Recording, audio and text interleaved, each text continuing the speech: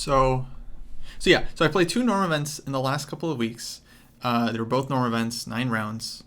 The first one was at the end of March, and second one was just this last couple of days. So I had a couple of days of break in between, but basically both events have been like a total blur. By this point, I mean, like, I honestly like barely remember the first tournament, just because like it was a lot of work to review the games and then prep for the second event. And so I basically play like 18 games nonstop. So I have a lot of chess now to review. So I'll be starting with the first tournament. This one's a little bit less fresh in my mind, unfortunately. Usually I like to do these recaps like the day of or like very quickly after, so I kind of remember most of my thoughts. But unfortunately there was just no time because I was playing the second event like a couple days after this one completed. And I don't think it would have been the best use of time to like record videos and spend all this time like editing and stuff like that. Whereas, you know, I still had just like a lot of prep to do for the second event, which I think was probably time well spent, because I'll say overall for this first tournament, thinking back on it, not a lot of positive things that I can take away from the tournament that I feel like I did well, at least not that I can remember. Maybe going through the games, I'll notice some things that I might have done well. But overall, there weren't really a lot of highlights. But maybe that in itself is kind of a blessing in disguise, because the result overall was not that bad. I ended up scoring even, 4.5 out of 9, and the average rating of the tournament was a little bit higher than mine, like 24-30, so I ended up gaining maybe a few points from this one. The fact that I, scored even and felt like my play could have just improved, it could have been improved so much more. It gives me optimism for for the future, right? Because it's like, clearly I can see like maybe I can play better.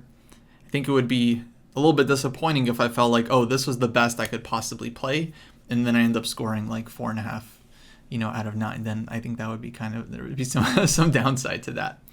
The second tournament, which we'll get into another time, probably not tonight, but definitely was more successful. I would say like the prep went a lot better, and I felt like I was happier with a better chunk of the games.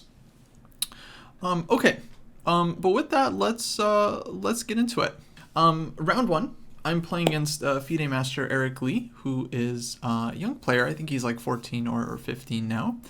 Really, really talented junior. I mean, he's, I think, officially a FIDE Master, but his FIDE rating is like 2400. So I'm sure he'll be getting his IM title soon. And I've actually played Eric a number of times before, and I think every time so far has been with black. Well, I also played him in the second norm event. And every time pretty much we get a King's Indian, because he's pretty much exclusively a d4 player, and I've been playing the King's Indian for a couple of years now, and he's played a couple of different lines against me. I think he played f3 a couple times, and he's also played the h3 lines against me.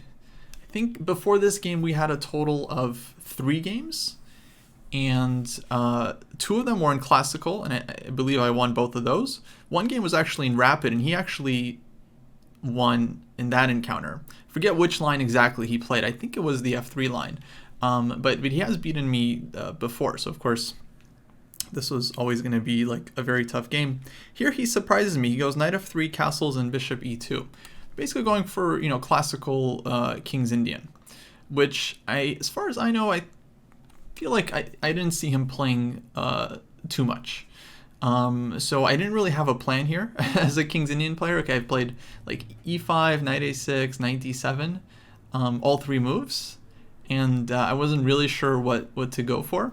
Eventually I decided to play knight bd7, and my thought process here was, okay, clearly he's prepared something against everything most likely, but this move I think is kind of the most flexible one, and it's the one that leads to, I think, positions that are a lot more about like structures and plans and ideas, and less so about the theory, compared to, let's say, the positions after e5. I'm not sure what he had in mind here. Maybe, Petrosian system, maybe Gligorich, maybe just this one, going for like the Martel Plata. These lines, okay, I think depend a little bit more on black knowing the theory. Although even these positions I think are very, very playable, even if you're like not that well booked up. And so I just figured, okay, he's not like usually playing this one, so let's play knight d7, force him to kind of maybe make some decisions earlier on his own, and hopefully get a fun King's Indian game, that I'm looking for. Do I ever play with e5, e takes d4? Personally, I actually never really liked this plan, just because I don't like those structures in particular for black, where you have to go c6 and then the d6 pawn is this chronic weakness. Of course, they're very, very playable, and kind of one of the cool things about the King's Indian is actually there are like many different ways of handling a lot of these positions. And so there are some players that are very, very successful just going e takes d4 in every position and just playing that structure. But it hasn't really been my cup of tea just yet.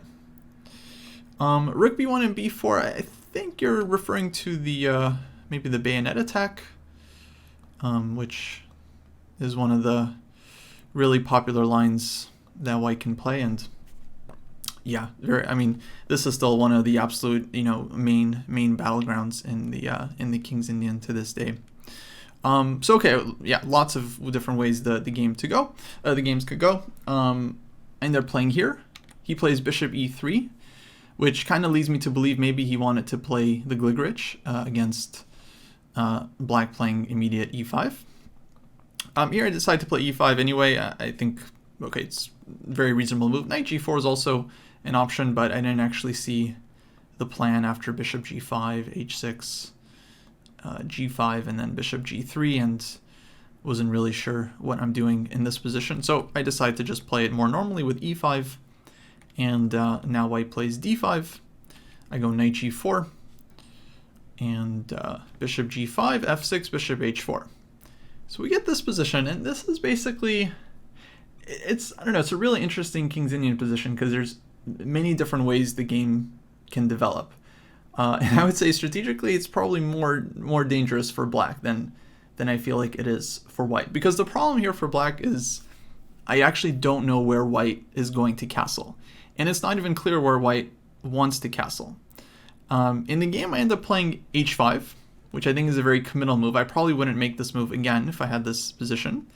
Because after this move, okay, white starts to play for queenside castling. And then eventually this pawn on h5 is just like a huge hook for white's g4 break. So if white castles queenside, then I don't think black actually wants to play h5 in this position. Whereas if white's castling kingside, then h5 is by all means a very natural move. And the idea is just to get the pawn forward. The knight will jump back behind the pawn, and then we can try to push g5 and f5 and so on. But there are also cases where maybe white castles kingside. And so black has to be careful, number one, about, let's say, pushing too much on the king side because white can castle queen side. Black also has to be very careful about like opening the queen side, like playing some move like c6 or something, which might feel natural. Okay, here there's like dc6, but the other issue is that, okay, if I open the queen side at some point, thinking that white wants to castle queen side, well, white might just castle king side, and then I'm like opening the queen side to white's benefit, right? In these lines, like white is the one that's always kind of trying to play on the queen side. So it's a very, very tricky position for black. I think the main move here is knight h6, and yeah, there's been quite a few games here, but I think the idea is for black to just try to stay very flexible, figure out where white wants to castle, and then start playing against the king. But yeah, common plan here is to play for knight f7, for example, try to get f5 through somehow. Black can play a5, knight c5, and yeah, it's a very, very rich position. Even c5 can be played in some cases as well, because the knight on f7 will cover the d6 pawn. So I think this is kind of the critical move in terms of the theory. There's like g5, f5, and yeah, black starts playing on the king side. And okay, if white takes this one, black gets the knight to f5, knight comes into d4, and this one is pretty active. So okay, during the game I played h5. To me, this felt logical. I'm pretty much just on my own here. I think both players are starting to just kind of play the position, and I thought the game developed pretty naturally. So knight d2, knight h6, f3. I played a5, just carving out space. queen c2, knight c5, and here white castled queenside, which is actually a novelty. Like this is where we officially left theory. Funnily enough, there was a blitz game by Gawain Jones in 2020 that reached this position, and then his opponent played h3, which also made sense, and then like bishop f2 and g4, and started playing on the king side. So it's funny that we're following this random blitz game, but okay, Gawain Jones is obviously a huge King's Indian player. So Eric's move, castles queenside, I think is objectively just much stronger. No reason not to castle immediately. The center is closed, and yeah, the bishop is not really, doing a whole lot. And here I end up going c6. Now that white's committed the king to c1, I feel like, okay, now it's time to push c6 and just start opening the queenside. Maybe bishop d7, rook to c8, and so on. Objectively, probably not a great move. And this is one of those positions where the computer like already just hates black's position, just thinks black is lost, just dead lost already. And there are some possible tactics, but really what the engine doesn't like is that white is just putting a rook on g1 soon and pushing g4, and black's counterplay is much slower. But that said, during the game, it didn't feel like my position was that terrible. I actually just felt like, okay, things are going to be sharp and messy, and who knows what might happen. So bishop f2, queen e7, king b1, bishop d7, and then, during the game, I was always a little bit concerned by white playing stuff like dc6 and takes, and then like knight a4 and knight b3, and just going after this c5 pawn. And then after the game, I think the engine was suggesting this one in like almost every position. Just taking, hacking on c5, going knight a4, knight b3, takes on c5. Honestly, during the game, I wasn't really sure. Like, a lot of times black is just perfectly happy to give back this pawn, but the pieces kind of open up, the bishop gets this kind of diagonal from f8, and there's compensation. The engine, I think, just doesn't believe in it at all. This has, white is just like crushing here, but yeah, I don't know. Well, again, the point of these recaps is to give you guys my honest viewpoints. And during the game, I just like wasn't that concerned. Like in my experience, whenever white gives up the dark square bishop, black always just kind of gets long-term chances because this bishop is unopposed. Not in like every single case, but usually black is not too concerned about white giving up the dark square bishop. But yeah, maybe something to think about. So king b1, bishop d7, rook g1, and here I finally play f5. I think this move could have been played earlier as well, but I decided, okay, now is probably the time because white is about to play g4, and okay, here we kind of discourage that because we have fg and bishop on f2 is hanging. So h3, white continues to build it up. f4, g4, and now king h7. So at this point, I'm basically wanting white to close the queen side, which I don't think he probably considered very much. But white can always play something like g5 here, and then I would have to choose a square for my knight based on where it has a better trajectory. I'm actually not even sure where the knight should go. Let's say knight g8 for now, and then we try to get it out via e7 later. The bishop will try to come out this way. Of course, the problem for white is they don't really want to close the king side, right? Because now the king is very safe, and the game would shift over to the queen side. And I felt like black would be reasonably okay here. White can also consider taking on h5, which makes more sense to open up the g file. But okay, again, during the game, I was thinking if white does this too quickly, well, then we have bishop f6, rook g8. We just start fighting on the king side. And usually in the King's Indian, like the king side is black side of the board, right? Because we have a lot more space and our pieces just kind of have more room here. So if the king side opens up, it's not always like terrible for our king. Actually, sometimes black's pieces just kind of take over. And actually we kind of see that, or some chances for that later in the game. But Eric decides to go knight b3 here, which I think ends up maybe losing a chunk of his advantage. because I take on b3, queen takes b3, and now I played c5. So not giving white any chances anymore to now take or push some c5, because that would be possibly terrible. I mean, even though white's king, this is what makes this position so interesting. It's like white's king is on the queen side here. It doesn't feel like white is the one that wants to open the queen side, but in a lot of cases they do, because their pieces are just much stronger on this side of the board. And I have like a very bad knight on h6, very bad bishop on g7 that just aren't doing anything.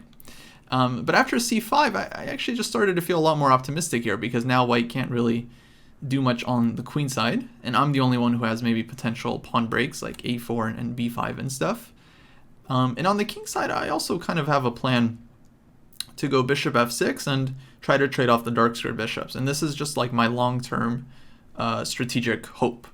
So if I can trade off the dark square bishops, the queen can invade, and white is going to have a lot of weaknesses, and in the long run, a very bad light square bishop. So this is kind of what I started playing for. Now white played knight a4. I wasn't too worried about queen takes b7. I honestly don't even remember if I had a plan for this move or not, because I know I at least have like a perpetual on the queen, and I can just force a draw if I want. But it also looks like, you know, maybe I have some tricky ways like knight f7 to try to like round up and trap the queen. So this was definitely a move like, okay, I just wasn't concerned about. And if it turns out I have nothing better than a draw, then okay. So be it. Draw with black, definitely not a terrible result. But white was, of course, more ambitious. He goes knight a4, trying to go like knight b6. And now I decide to take this one. Queen takes a4 and bishop f6. So this is where, you know, I really just kind of switch gears. Normally this light square bishop, very important attacking piece in the King's Indian. But here I decide like I'm just kind of playing for this strategic plan. Like I'm just trading off minor pieces and trying to get like good knight against bad bishop, which I think is a pretty common plan in the King's Indian. A lot of times, like it's considered a very tactical opening, but a lot of times like that's the plan: just trade pieces and get a good knight versus bad bishop. Yeah. So queen b5, and what is just, I guess, putting pressure on this b pawn. I played rook f7 to cover the pawn ahead of time and try to set up bishop h4. I also considered this move a4, which I thought was pretty interesting. And the idea here is to actually try to trap the queen, so I'm threatening queen c7 and rook a5. But of course white always has bishop e1 to cover this, so wasn't quite sure how this is going to work out. But yeah, actually the engine liked this one. It was showing some ideas where if white goes bishop e1, let's say I can take on g4, play knight f7 here, and kind of play on both sides of the board. Like now I want to go king g7, rook h8, and we can see how black can start to maybe take over on the king side. And then white always has to be worried again about this possible queen c7, rook a5. So maybe this one was definitely worth throwing in. Anyway, I go rook f7, bishop e1, a4, as the pawn was hanging. And yeah, now I'm more or less ready for bishop h4, and if white avoids the trade, then the bishop can come in, like bishop f2, bishop d4, and set up there, and then the queen can invade on h4 as well. So white decides to go h4 here, which I think actually was a really interesting idea. Of course, it allows me to take the pawn, but this was a very, of course, deliberate pawn sacrifice, because he wants to trade and go rook h1 soon. So here he goes gh5.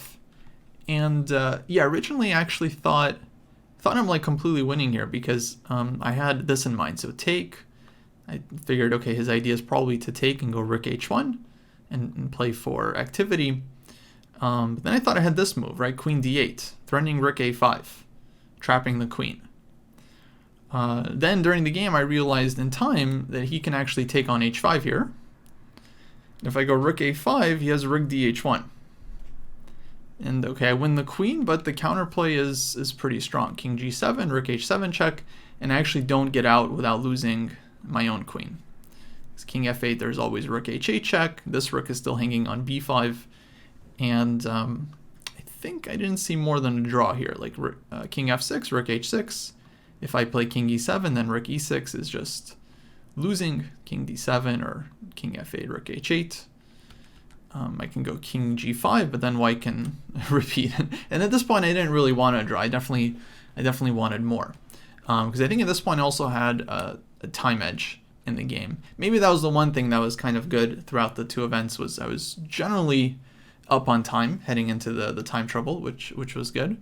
But then my play in time trouble was was not great. So I was happy to spot this one ahead of time because I figured out it doesn't work for black.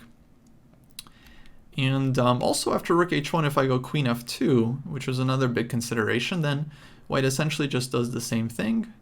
Rook h1 just sacrifices the piece, but then creates too much counterplay for black to deal with here, because rook f6 allows the queen to come in. And yeah, I just didn't really see how black is... I mean, I didn't calculate too far ahead to figure out whether I'm holding or if I'm losing, but I definitely felt like I'm not better here anymore. So thankfully, I was calculating all this on gh5, and I had enough time to realize, okay, I should play g5 here, because it keeps the h file closed, and now if white wants to trade on h4, then I get this kind of annoying pass pawn. I mean, I wanted to just take, right, just to be a pawn up, but I think, yeah, g5 was just a lot safer. So what that means is actually that on h4, bishop takes h4, white really should have thrown this one in first. Sorry, not this one, but the bishop trade first, and then take on h5. And then I can still play g5 here, but then my queen is kind of in an awkward spot. And so I can go like rook... okay, I think, yeah, engine was showing queen b6, but also like rook h1, rook g1, and it's, okay, it would be a very, very messy position. I'm not really sure what's happening here, but definitely super unclear.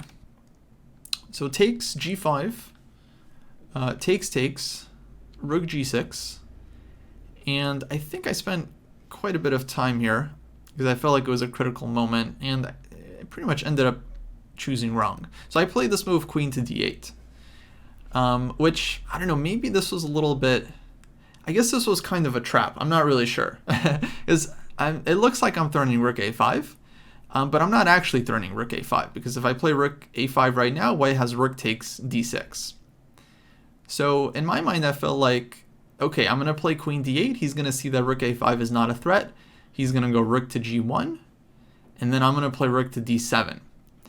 And after this move, now that the d6 pawn is defended, now rook a5 is extremely annoying, and white has to start opening up his own king just to get out of this one. And I just didn't see a great move here for white. So this ends up happening in the game. It kind of ends up working out, because I mean, my king looks super weak, but at the same time, okay, white just doesn't concretely have any real ideas, and now rook a5 is coming.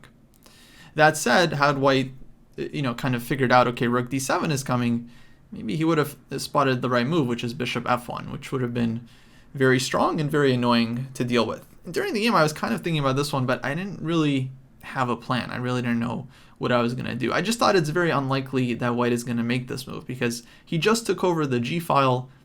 The most natural thing is to just like double up rooks on the g file. I just felt like he's going to play this one, so I didn't really pay too much attention to bishop f1. But it is objectively a very strong move, because now I don't have time for rook d7 and rook a5, because white is going bishop h3 and then queen takes d7. So yeah, that one would have been tough to deal with. What I should have done instead in this position is actually just try to trade off all the rooks. And I'm not really sure why I discarded this. So like rook g7, and if white plays rook g1, for example, then second rook comes to g8. And once the rooks come off, like, h pawn just gets stronger and stronger. Yeah, so it's very, very difficult for white to deal with this one. I mean, the bishop can come to f1, but then there's always going to be like queen g1 ideas. And so, yeah, in the long run, this doesn't really hold for white. Maybe not even right away, maybe like knight f7, knight g5 first, but yeah, black is essentially just winning the battle here thanks to this this h-pawn. So yeah, somehow I just like underestimated this one, but it was definitely the right approach to just play in a pure technical style. Just like, again, good knight, bad bishop, nice like outside pass pawn, just trade everything off and yeah, rely on the strength of the pawn. I mean, the pawn increases in strength as more and more pieces come off, especially heavy pieces. So white probably shouldn't even go rook g1. White should probably go rook h1, I was thinking. And just keeping a rook on the board so that this pawn is not so dangerous. Anyway, I go queen d8, rook g1, rook d7, and now things are good. White's queen is in big trouble. So b4, just forced, only move. A takes b3, queen takes b3. And now I felt like, okay, I'm really getting somewhere. Like I can play rook a6, rook b6 here. I can start running the h-pawn. Now I felt like, okay, I have like tons of dynamic play. Not sure why I didn't start with rook a6 here.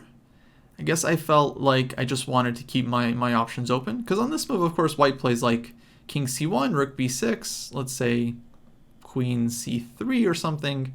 And then I wasn't exactly sure how my pieces are getting in. You know, rook on d7, knight on h6, and so on. So I end up just starting with h3. Because why not? This pawn is annoying. I'm asking white if, you know, he wants to go rook h1 and then possibly give up the g file or allow my queen into h4. And then if he doesn't go rook h1, well, then he has to deal with like h2 at every moment. And at this point, we're like definitely approaching time trouble. So this is starting to be like a really sharp position. So he goes queen c3, which I think was a good move, just getting off of the b file and then possibly looking to go queen e1 here. And that was definitely something I really considered during the game, like queen h4, queen e1, and just trading queens and playing this endgame. But yeah, ultimately I wasn't sure. I think Stockfish does give black the edge here. For example, rook h1. I can go rook a3. Yeah, I really like this move, rook a3, where the rook just kind of infiltrates here. And then I want to go like knight f7, knight g5. And even though white is like a pawn up in this line, the black pieces kind of come in, and yeah, white's position doesn't really hold. There's going to be like knight takes e4 tricks, and f3 pawn is super weak, and yeah, of course this h pawn's not really going anywhere. So again, it kind of takes a more strategic approach, just like trade pieces and win with the better minor piece. But okay, I wanted to keep more attacking chances on the board, so I ended up deciding on rook a4. And I think I spent the majority of my time going for this sequence because it was pretty forcing, I thought. Bishop d1, rook b4 check, bishop b3. Otherwise, it would be really hard for white to defend, because then I get like queen a5 and b5 ideas, and so it just looked... So yeah, it felt like bishop d1, bishop b3 is kind of only way. And then the idea was to go b5. And I think again here, probably stronger was queen h4. Just bringing this one in, and then I thought again queen e1, and yeah, black can take, go b5. I actually saw this during the game. I really can't explain why I didn't go for it. It looked really good to me, right? Like takes or c4, but yeah, I don't know. Somehow I just kind of talked myself out of it. I guess wanting to keep queens on the board. So I end up starting with b5 here. But of course, this allows white to play a3 and trap the rook. But this was, okay, very intentional exchange sacrifice, bc4, and yeah, my idea was, okay, I thought white is going to take this pawn, I go take over the b file, like rook b7 check, let's say here, queen b6, queen c2, and then something like c4. And this is kind of the position I had in mind when I sacked the exchange, just like, okay, again, white's rooks don't really have a threat as long as I keep g7 covered. Now the c pawn is running, the h pawn is always in the air, you know, the queen can infiltrate somewhere. To me, it just felt like very annoying for white to try and hold this position.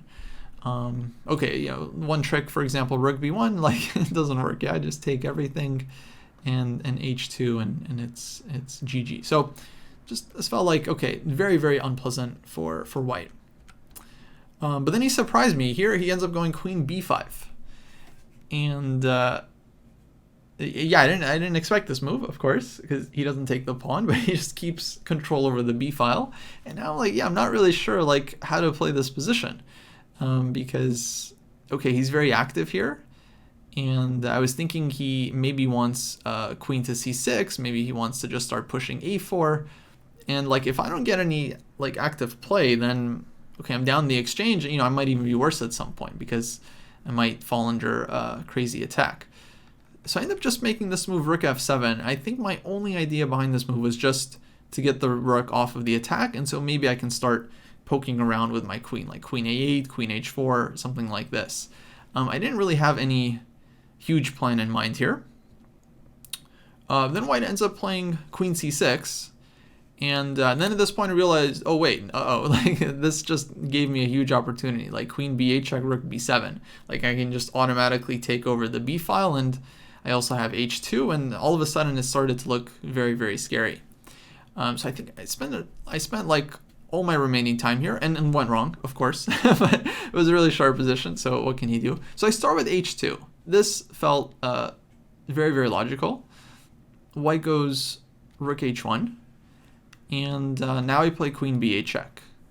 I was mainly expecting king a1 here, where the plan was to go c3, rook takes h2, and rook b7.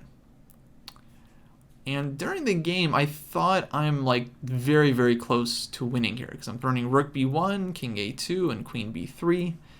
And my main thought was white is going to go queen a4 here, covering the b3 square. So I can go rook b1 check, and I can go rook b2 check. White goes king a1. And then if I take this rook, then of course I'm getting mated with queen d7 and queen g7. So it was really, really sharp stuff, right? Like this was crazy to calculate during time trouble.